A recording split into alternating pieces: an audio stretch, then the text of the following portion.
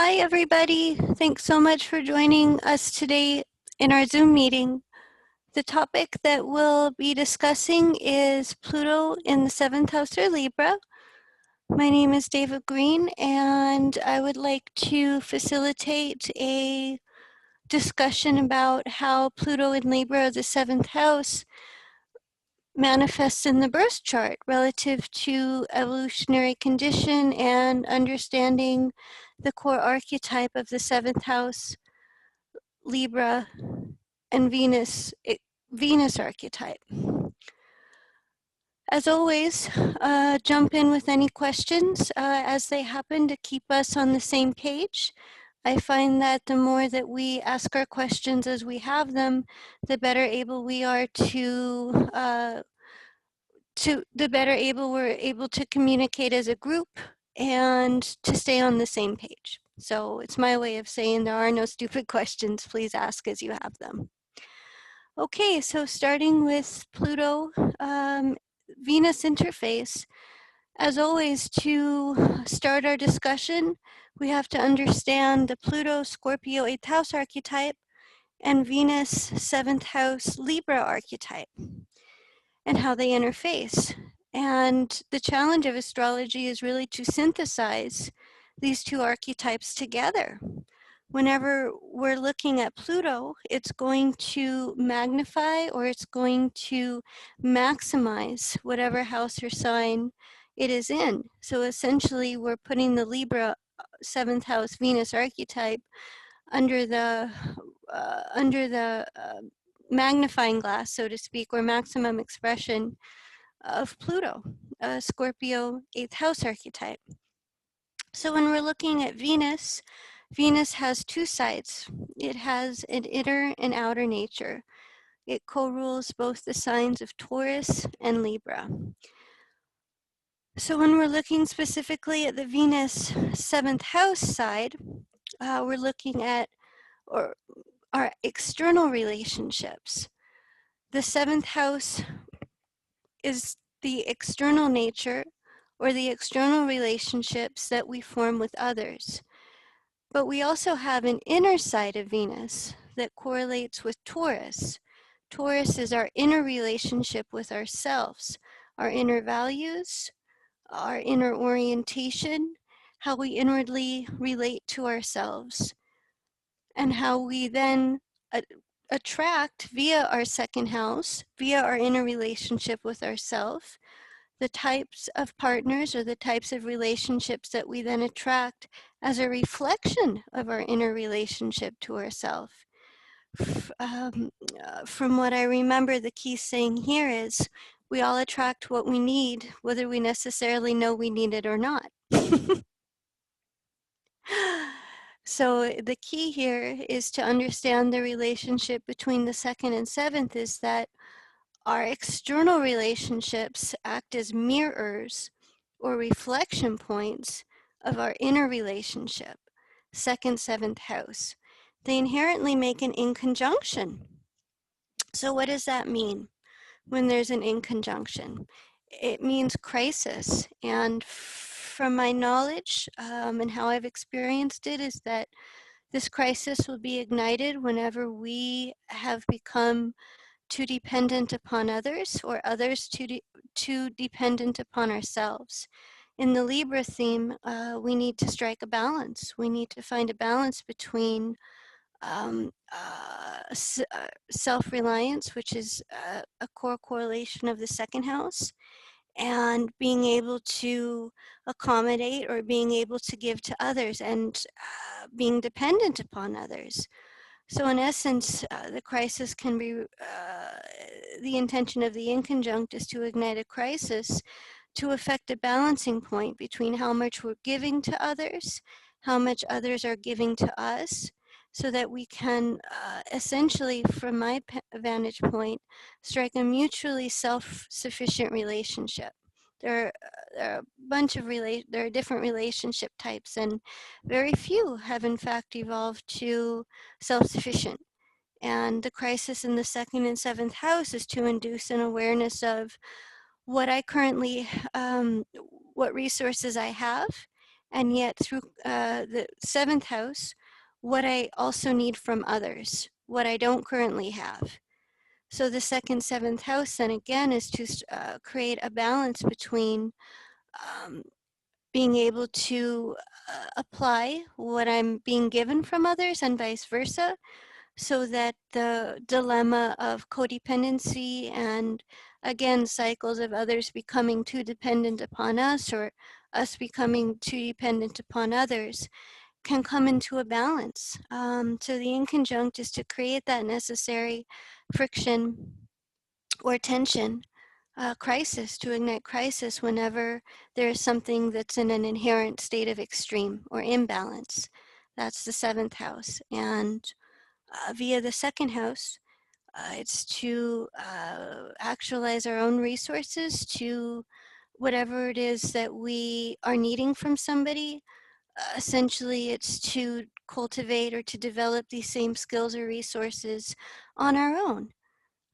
So that again, that balance between the give and take can become mutual instead of in a state of extremes. So the keys to this are that our external relationships are mirrors or reflections of our inner relationship. We all attract what we need, whether we necessarily know we need it or not. And to balance either the needs of others and our own needs by the goal, at least from my point of view, by establishing co-equal and mutually self-sufficient relationship types. And that comes with time. It comes with the ignition of crisis from the inconjunction, to where one or another person's needs becomes more or less dominant. So in that, in the theme of balance, or in the theme of relationships and the underlying intention to effect balance rather than extremes, this is where the Libra archetype comes into an awareness of the relativity of the needs of others. Essentially, Libra learns about its own individuality through comparison and contrast. In a way, it's evaluating who it can and cannot be through initiation of relationships in which it compares the different partners, the different relationships, others in the social realm. And this brings about the awareness of relativity, that we all have different needs, we all have different beliefs. The relativity of, relative to the sextile to Sagittarius, the relativity of truth itself. That there's a diversity of needs, there's a diversity of relationship types, and that sets up the need through comparison and contrast to identify one's own individuality. And that comes through the Aries polarity point. So with the 7th house, there's going to be a natural need to initiate relationships with a diversity of types in order, through comparison, to discover who I am and who I'm not. That's the Aries polarity point. In essence, who can I form a relationship with and whom not? Who reflects my values and relationships, the inner side of Libra, and whom not. So this is all coming through comparison and contrast with others through a diversity of relationships, and ultimately coming to an awareness of relativity. And this then naturally sets up the need to listen to others in relationships, to identify what others' needs are. When we have coming through the Virgo archetype, where essentially there's been an inverted pyramid effect to potentially purify the individual, to be able to re-enter the social sphere as an equal. This is where the need to listen really comes into play, to identify what are the needs of this person, what are the needs of that person, am I really understanding their reality as it exists for them? Not from myself, not from the 5th house orientation, but am I understanding the reality as it exists for the other? So this is how the individual is going to go about achieving the state of balance and harmony and equality. Even though if another's needs aren't the same as their own, many of these souls will have an inherent respect for the relativity of humanity in general, that it's not going to be the same for everybody, and can be very effective listeners, or can learn to identify individual needs as a reflection of this. And how many of us have had that really frustrating experience where we're speaking to a partner and we know that they're not really hearing us. They're not really hearing what it is that we are saying or asking or needing at the time, and vice versa. That can be another dilemma of Libra that is also misunderstood, because Libra is commonly thought of as the giver, and absolutely so. The key with Libra is that through listening, we need to identify what it is that the other actually needs, not what we think that person needs, but what it is that they actually need. And that's how true giving can really occur. So is it coming from a subjective filter, or is it coming from an objective filter? The seventh house makes a trine to Aquarius, objectivity. So the dynamic of listening, and again, really making sure that we're listening to the needs and to the reality of the other as it exists for them, becomes very important, because this becomes the basis for comparison and contrast. Who then do I initiate a relationship with and whom not? Let's say, for example, through listening, we can identify that a person has an underlying need to be given to in a way that will not accommodate the need of the other for self-sufficiency.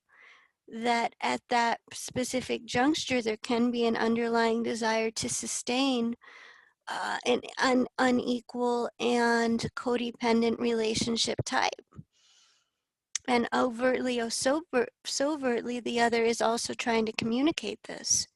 It is so important then that we access that objectivity, and that we're able to really listen, that that is in fact what this person is saying that they really need at this time. And that's that. Once we can really listen to that, once we can really learn to listen in those ways, and also to identify what an individual person's needs within relationships are, we can then create a reality to where we can really give to that person, to where there's a mutual give and take. And that's really the key of Libra, is to initiate relationships in which both partners are equally heard and both partners' needs are equally valued. It's not one over the other, or the other, it's not one person being more important than the other, or cycles. It's where both people's needs are understood, listened to, and giving can occur on both ends, where there's a balance of give and take. And again, there are different relationship types, and it really depends on the underlying needs of any individual soul that will then determine the type of relationship that they then attract. Whether it's that they need what they it's that they're learning about what they need in relationships through, again, the comparison and contrast, and listening to others, and then over time affecting a balance, or affecting mutual equality, mutual give and take. And one of the keys to this, to affecting balance in relationships, which can be very difficult for seventh house souls, because Libra loves to give, is to also see the withholding of giving as a form of supreme giving, as an act of, by withholding giving, that it's actually a form of supreme giving, because it's a way of affecting or striking the balance. And vice versa, if we find that a partner or another is withholding their giving, at times we can also step back and see it as an act of supreme giving, that via the second house, via the inner side of Venus, it's throwing us back on ourselves. so that we can then apply or give to ourselves what it is that we are desiring or expecting from the other. And that's another key word of seventh house is expectations. The expectations that we have for ourselves, for others, and in terms of striking a balance, being able to at times hold that balance or strike that balance by withholding of giving when the other is perpetually coming back and not applying what has been given before. And that can potentially create a resolution of extremes and inequalities, which seventh house Pluto souls are very much desiring to purge. Injustices, inequalities, things that are in an inherent state of extreme or out of balance. And many of these souls can feel very passionate about, especially given the current circumstances, inequality that's also happening in not just the personal life, but in the social realms. Many of these souls can be very passionate about speaking for the equality of all souls, the equality of all beings, that every soul deserves equal opportunity, fair play. It really holds the natural principle of giving, sharing, and inclusion, and the equality of all souls. That inherently we are all created equal. A good example of this, who fought very passionately, is Barack Obama. Barack Obama has a seventh house Pluto conjunct North Node, and he is very well known for his very passionate activism around creating equality and around creating unity, and healing the injustices, and especially in the U.S., the racial tension, or the racial inequality. And the way that he did that, or what he was advocating, was very much activating or being your own advocate, which is a very seventh first house type of dynamic, to where it wasn't about fighting the violence with the violence, but like what you see in this slide here, really using your voice for that, really standing up to the need for equality, to balance these, or to alleviate these injustices, and to be your own advocate. It's also got a second house feel, to where he was essentially saying, you know, it's not going to happen through somebody else. This is going to happen when we all unite and we all voice this at the same moment in time. When we all come together as as one voice, which is very seventh house. So seventh house Libra can be very passionate about this, and in terms of the generation, many Pluto and Libra folks, or the whole generation, are really being pushed to not approach these social issues in using too much diplomacy, as it might sound a little counterintuitive to the seventh house, but it's activating the first house to really strike out on your own, to really give voice to this, to also not create compromise when necessary, but to rather unite around the need for equality as a way to counterbalance, or as a way to counteract the extreme injustices and the extreme inequalities that we're experiencing as a society. And that's coming in many ways extremes. We're seeing the extreme situations in the legal system, in the racial racial injustices, to where people are being pushed through the extremities to come together or to unite, to where the voice to counteract those extremes in peaceful ways and also seeing what's happening through the counter-resistance, to where the demonstrations or the protests also became extreme, that they became more looting or riots rather than constructive. They became destructive. And these are all the nature of extremes, one extreme leading to another extreme.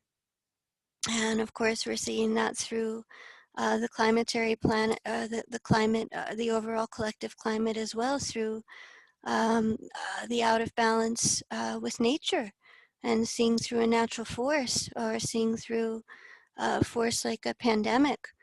It's essentially trying to counteract the extremes, that we're becoming more aware of the ways that we're out of touch or out of balance, particularly with nature, with the natural world. Um, that is the intention is to counteract the extremes to achieve balance. So one extreme, the natural principle of one extreme affecting another extreme, or creating another extreme, with the intention to strike a balance or to reach balance over time. I think many of us would agree, if we have Libra in our charts or have observed somebody with a strong seventh house, that they're not inherently balanced. That's in fact something that's being learned through extremity, or through balancing extremes.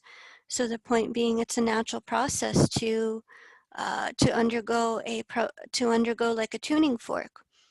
It's meant to bring into balance all those places where we're out of touch, bring those places that we're out of balance or out of tune with ourselves. So the intention of the extremes is to, over time, to come back to a state of balance, and to become aware of the places where we're out of touch, either with our own nature, where we're kind of at odds or with extremes at ourselves, or with the external world. So those with Pluto in the seventh house or Libra uh, are naturally experiencing times of extremity, in order to induce that awareness, or in order to come back to a state of balance through necessity.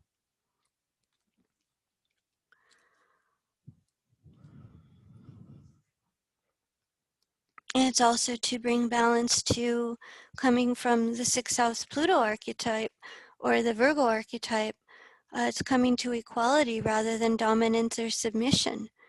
That's also an aspect of extremity. I think many of us have observed in relationships relative to the sadomasochistic seed, or the dynamic of sadomasochism, that many of us can approach relationships from either a dominant or submissive point of view. One's either the dominant, plays the dominant role, and one plays the submissive, or they can fluctuate, or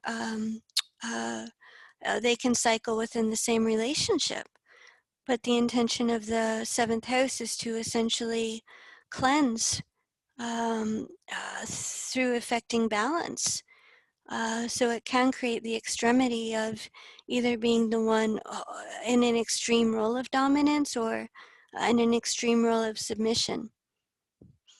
And it's again one extreme affecting another extreme, or creating another extreme. So over time, the seventh house Libra archetype needs to recoil, or needs to rebalance or counteract these extremes through initiating their own voice, which would be the first house, through striking out on their own, through advocating equality. And many of these souls, as a reflection of that, can become very passionate advocates for those who have experienced injustices or inequality, or who have been going through these extremes. You can also see this in nature, that dominance and submission, it ultimately leads to a balance, where it ultimately keeps the whole ecosystem in balance with each other. In the sense of nature, it's having a predator and prey, where it's having a dynamic where every form of life sustains itself. so everything becomes co-equal. And in that way, effecting equality. Rather than in relationships where one becomes more dominant and the other becomes subservient, or one's person needs or one form of life becomes superior or more important than the other. And we can all see this through the out of balance or the extremity through nature, that in many ways balance is trying to be struck through natural forces, whether it's through intense weather, intense tropical storms, intense drought, viruses. In one way or another, balance is trying to be restored to counteract dominance and submission, and to again come back to a state of equality and harmony rather than dominance and submission.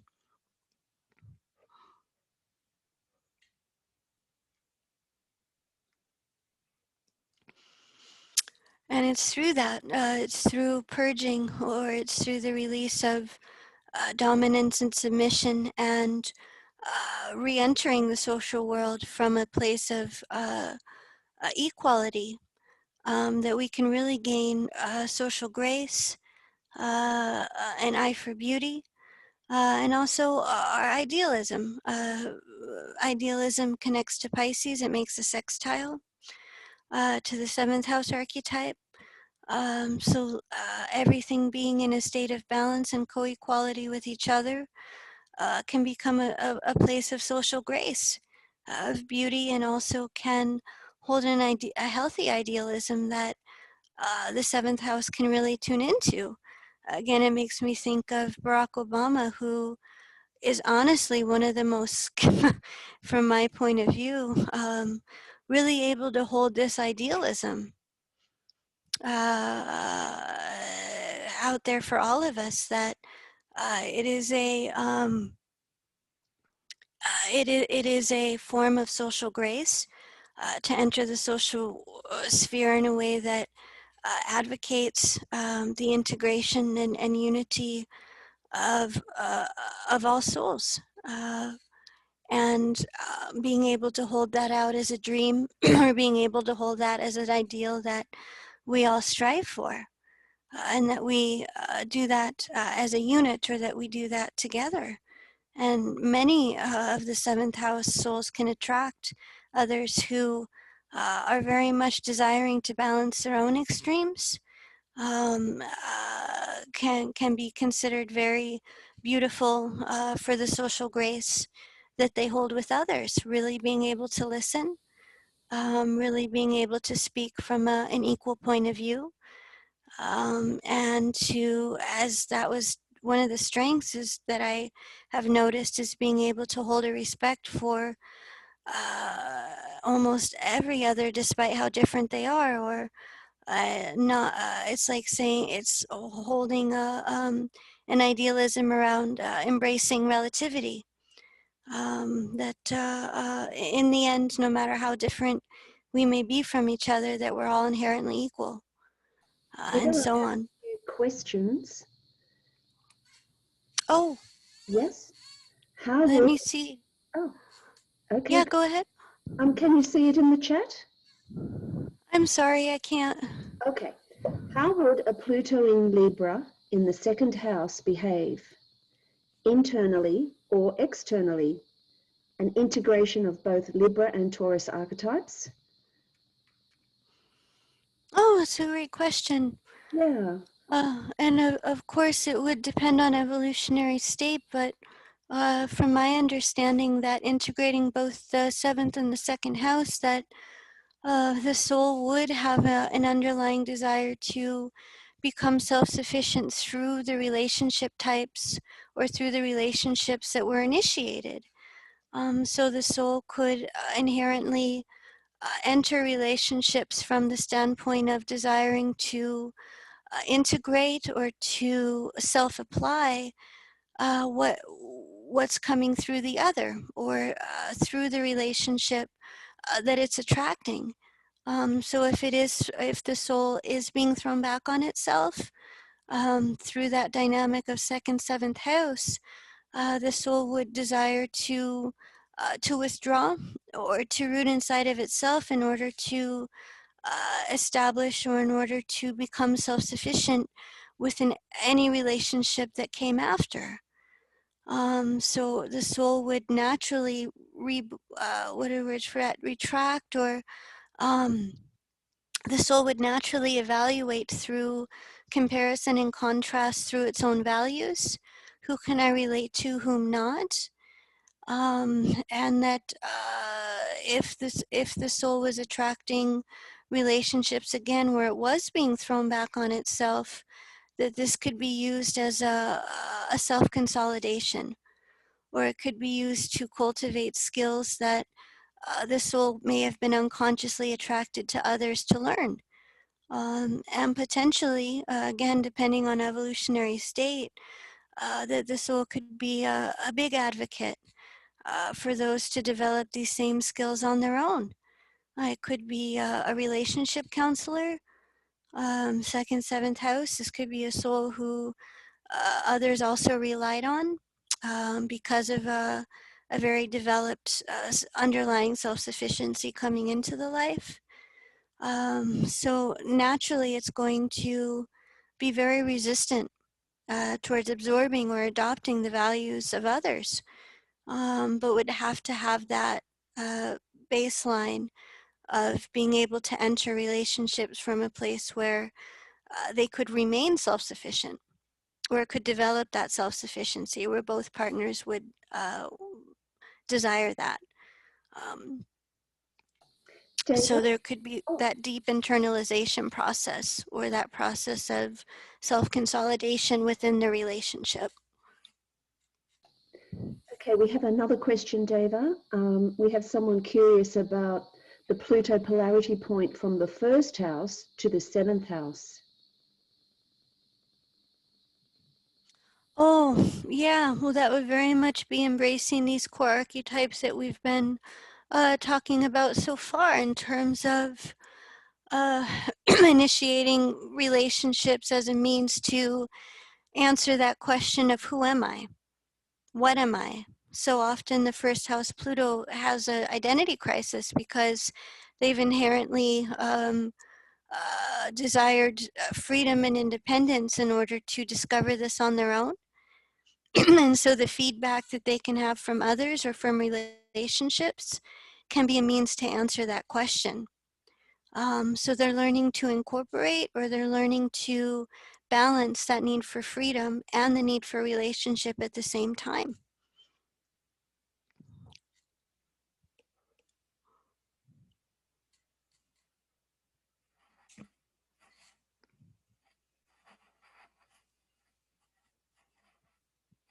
Okay, those were great questions.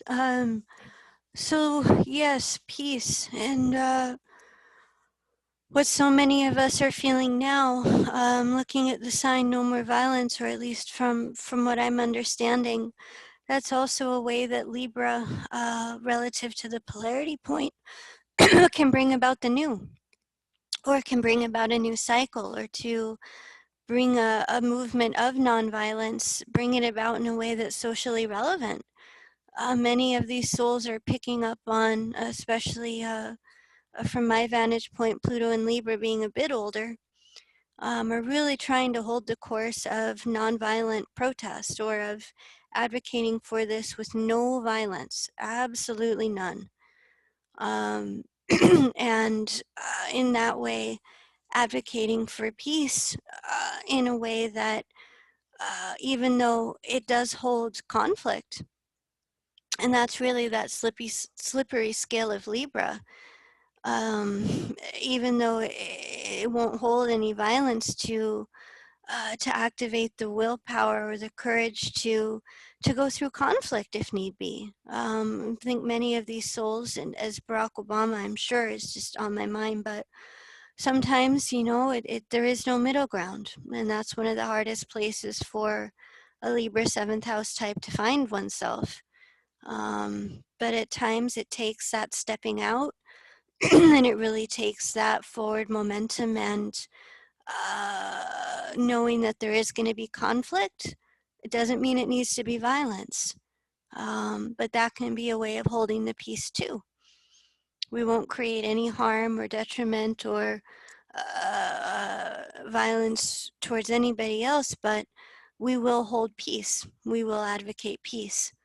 So it's a way of advocating the Libra archetype that can confront the injustice and can confront the inequality while at the same time maintaining the idealism and the vision of peace, that it can happen in a way that no one gets hurt. And from my understanding, that's becoming very important ideal to uphold and to advocate, especially as the extremities become more and more, and it can be very tempting to meet violence with violence, especially if somebody that you've cared about or if it hits you very personally. It can be hard to resist the temptation to right a wrong. But the seventh house archetype, holding on for peace or advocating for peace, and advocating for this in a way that's new relative to, I would say, bringing it about in ways that are applicable now. Because there's a lot more people vocalizing this than there were in the past. So from my understanding, it's a new vision of, or it's a vision of peace that comes through not compromising, not compromising those principles of equality, fair play, justice, nonviolence, and so on.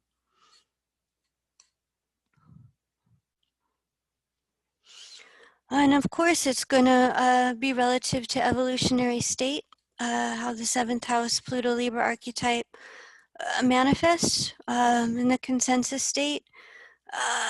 It's going to be defined by consensus expectations, giving from the consensus point of view, learning what the consensus expects in order to progressively go up the social ladder or to progress through the social strata. And that would be the underlying expectation of these souls too. So in terms of giving or in terms of creating justice, fair play, in a positive expression, many of these can enter a social work where they're helping others meet these expectations, or they're helping others learn what's required of them in order to go up the social ladder, and are giving opportunities to those who normally wouldn't have equal opportunity to others. So they can be very fierce advocates, and can also advocate that others who want to advance, helping them meet the social norms or helping them adjust to, again, what's expected from a consensus point of view in order to progress up the social ladder. In this individuated state, especially in the beginning, it will be expressed through advocating for the soul's need for equality relative to relativity. Even if I'm not the same as you, or even if I'm different, that we're inherently equal, that my needs are equal to your needs.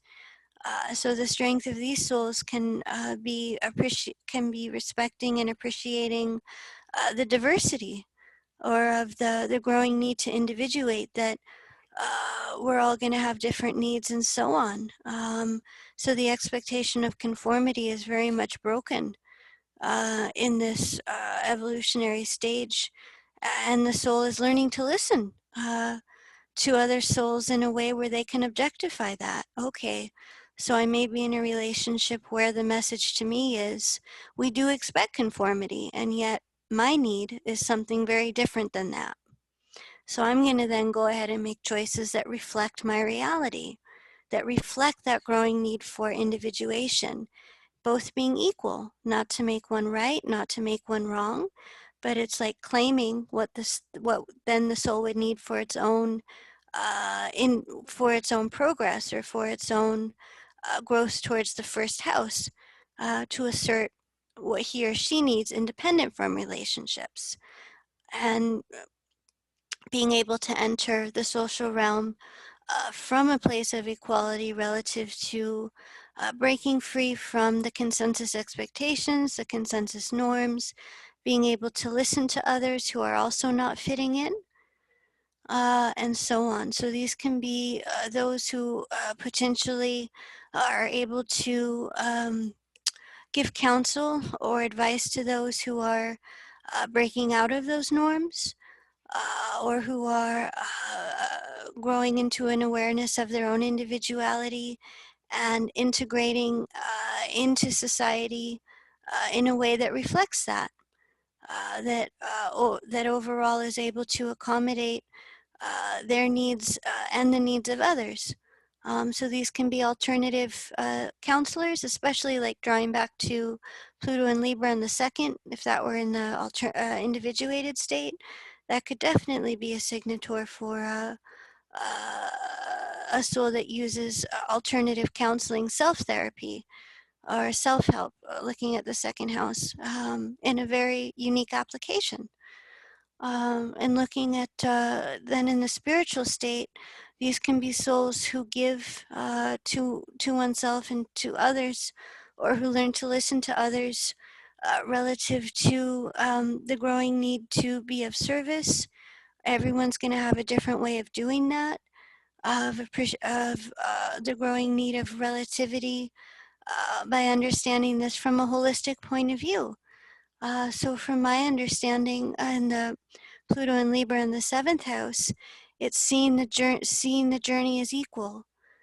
We may be seeing things as different phases, different parts of the journey, different parts of the walk, but really holding that essential core principle of all souls being created equal, um, and knowing how to give. The strength can be knowing how to give to just about anybody's reality by that dynamic of listening. Again, not imposing what I think that soul needs or listening from my subjective filter, but here's where this soul is in their journey, and here's how I can give to that.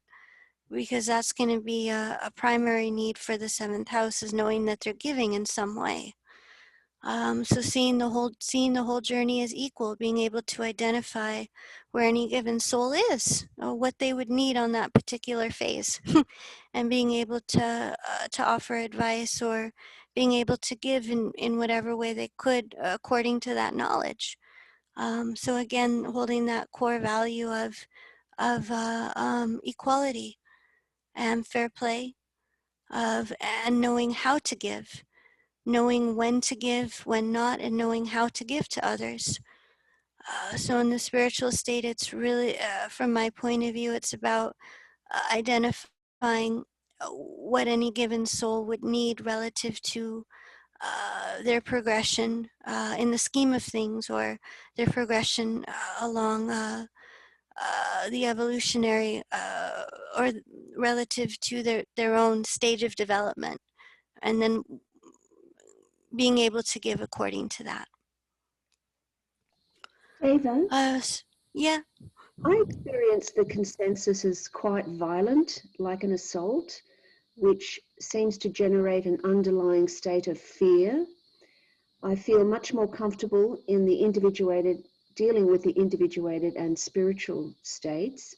How does one find the middle ground in dealing with the dogma and violence of the consensus? Right. I really hear you. And that's that when the seventh house, when those expectations, when they become violent, that it has to be this way or nothing, can become quite violent. And from my understanding, when there is no middle ground, then non-participation, um, allowing the extremes to take care of itself, because over time, one extreme creating another extreme. And it's got a Scorpio feel, kind of letting to Scorpio of non-tolerance, non-cooperation, and to not engage in any way. Thank you.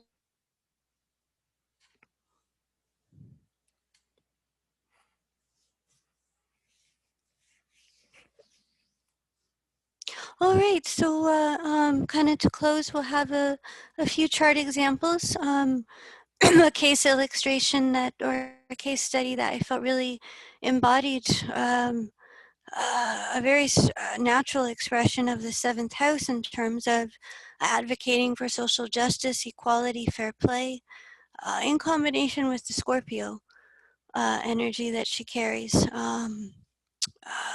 It's just as Linda was bringing up, non-cooperating with violence and, and aggression, and when there's, it's almost like what Linda was saying, when there's no middle ground, what then? And looking at Susan Sarandon's chart, she's got Pluto, Saturn in a culminating phase in Leo in the 7th house. She's got South Node in Sag in the 10th house, and North Node then in Gemini in the 4th, ruled by, North Node ruled by Mercury and Libra in the 9th house, and South Node ruled by Jupiter in Scorpio in the 9th, conjunct Mars. So how she ended up expressing the 7th house archetype relative to the Scorpio energy and the 9th house is speaking out against unjust laws, or speaking out against situations that were inherently extreme. People, because of the color of their skin, which would be a 10th house issue, being put on death row for crimes they did, extremely violent crimes that they did not commit. And she was exposing or advocating how this happened, that it was based upon these very aggressive, what are words for that, snap decisions, snap judgments, that would be the 10th house and via the 7th, confronting the social injustice that was occurring because of that. That they weren't really looking, what she confronted is that they weren't really looking for enough evidence. Fit the molds, just had just enough to close the case, which was most important, and bam, wrong conviction, which, I mean, pretty intense. And so she advocated that looking at these biases, or looking at these injustices and how they happened, to then re-examine how these convictions are made, because it was even DNA, that sometimes it's faulty. You can't just go on that. And that there were a number of things, how they were doing it, that what she was pointing at was that it was really a racial issue, and making assumptions and saying, well, yeah, okay, we have enough to do it. So bam, there we go. And the consequences that it then created. She's an example of my point of view of somebody who can advocate for equality through having the courage to confront these things. That it wasn't a matter of making a compromise, but it was a matter of bringing up the extremities, confronting these extremities in order for justice and equality, by pointing out the limitations, by pointing out how this was happening and why, and advocating for necessary change. So looking at her chart, she, from my vantage point, she really expresses advocating for equality in situations where there are inherent imbalances, extremes, and um, uh, corruption, pointing out how even the system itself can be faulty, how it's biased towards certain people and not towards other. In this case, it was an issue of race, and really bringing that to the public's attention. And looking at her chart too, she's got the Mercury in Libra in the 9th, ruling that North Node in Gemini in the 4th. So being able to communicate this in a way to where people could listen to it, or people could understand the social relevancy, the social importance, and being able to communicate this in a way where people were motivated. She really got to people's ear, and that can be a positive quality of Libra, of really being able to communicate in a way where people can hear you. Because she wasn't combative, it was more about that these things need to be brought to awareness, because it was in fact not a lot of people weren't aware of this. And so by bringing the facts, just bringing the facts, the North Node in Gemini in the fourth house, relative to Mercury and Libra in the ninth, she was then able to advocate for social equality, to be able to balance these extremes, and to, especially with the legal system, pointing out the inherent biases that are within the within the legal system as it exists at the time, how this came to be, and what we can do. So it's very powerful, and to me, an example of a seventh house individual whose strength lies in balancing, lies in advocating for equality through confrontation. Again, not through unnecessary compromise, but with the Scorpio energy, through really voicing what needed to be done. Deva, in Susan's chart, transiting Pluto is now over here in the 12th, and in a few years' time we'll cross the ascendant and enter the first. So how do we view natal Pluto with transiting Pluto? Oh, it's a great question. Looking at the natal Pluto then, with Saturn balsamic coming to a closing phase, and seeing the transit of Pluto pretty close to her moon in the 12th coming to the 1st, she may be embodying a new role, seeing that it's coming into the 1st, that she may be somebody that also speaks out against how are we going to affect this change, because 7th house can naturally want to hold, or from my understanding, based upon how she's been and how I've seen her or what I know of her, that she would advocate for these peaceful means for change. She would naturally speak out against violence. So it may be that she holds a role where she holds that underlying intention of equality, that let's make sure that everybody here is held accountable in equal ways. And that can include people that no matter what, it's almost like saying if you participated in violence that very much detrimented somebody, that you will be held responsible. It can be the Capricorn moon in the 12th, so she may be holding a role of advocating that everybody is held equally responsible for any type of violence that's perpetrated. Thank you.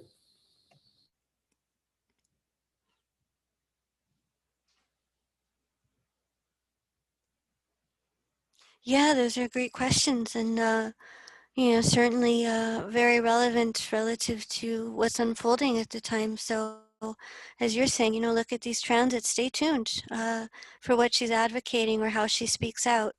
It may be very, she may hold a very pivotal role, or she may be somebody who's very central in social change over these coming times.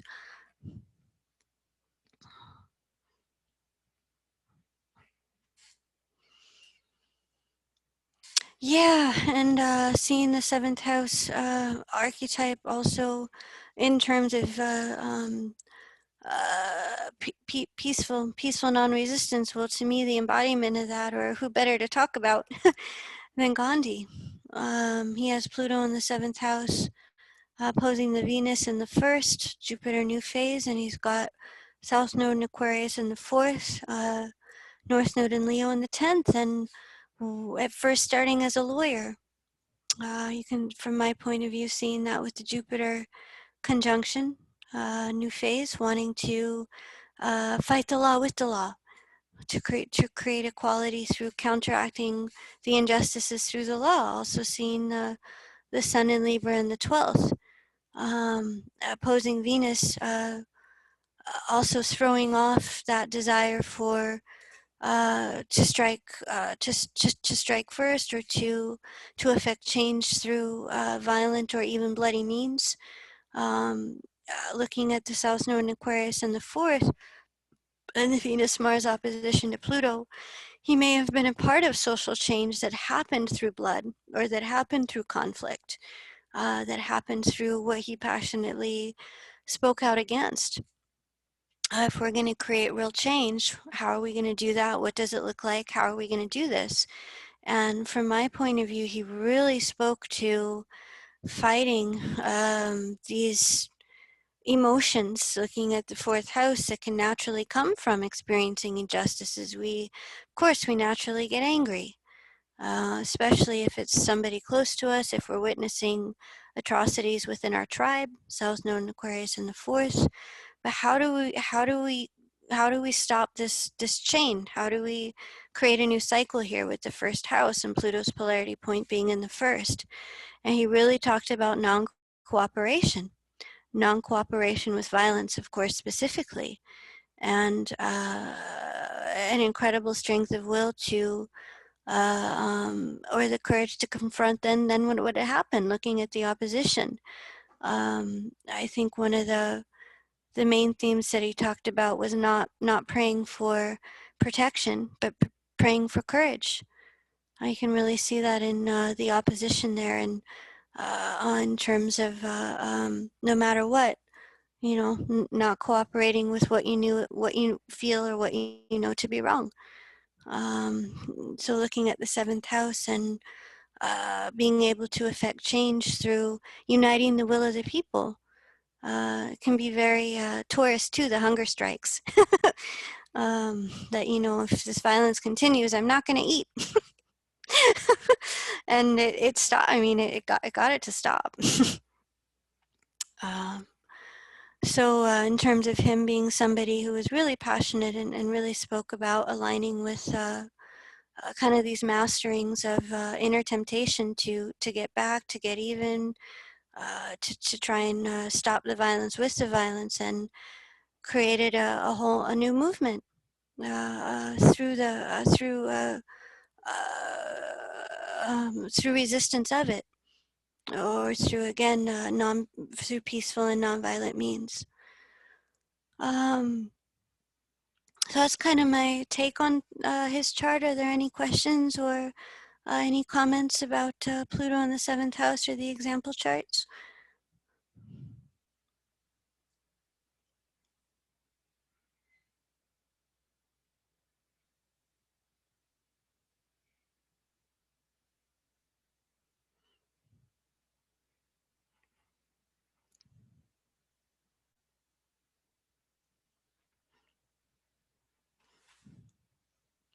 Okay, yeah, and I mean, in closing then, especially Gandhi, looking at the polarity point, that it started a whole new movement. Looking at the North Node being in Leo in the 10th house, ruled by that Sun in Libra in the 12th.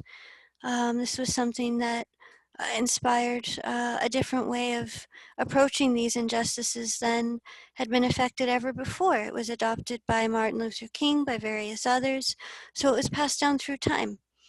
And it was a way for him to self-empower after experiencing what the chart would indicate as pretty intense conflict and trauma.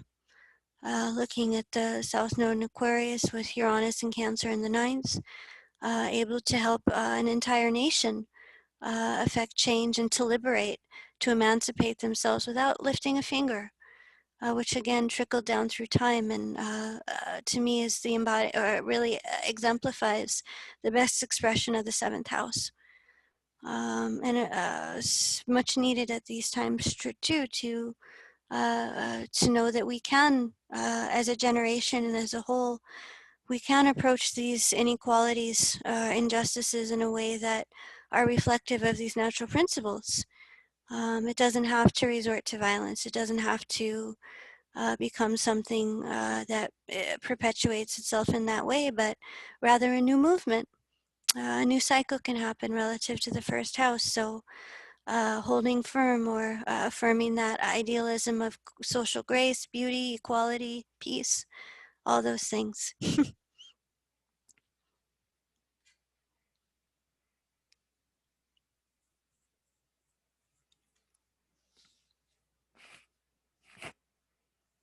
All right, so if there are no questions, I really appreciate everybody's support and time today, and look forward to the next Zoom meeting. Thank you so much, Deva. We'll see you next time for Scorpio, or the 8th house. And would everyone now please unmute and thank Deva Green. Thank you so much, Deva. Wonderful. Thank you so much. Thank you so much. That was a great talk. That was fantastic, really inspiring to hear, and so many reflections back of just ways that to be non-conflictual. I really feel this is a big time at the moment. I have so many friends going up to places like London and pushing against the government and coming back feeling really depressed and down, and the truth of Gandhi and his strength to take something back and hold that ground by not eating is such a inspirational way to get a message across. It's almost as if there was 100,000 people decided to stop eating live on the internet. The governments couldn't touch people, and there'd be such a message through the state. So really, thank you for sharing all of these ideas.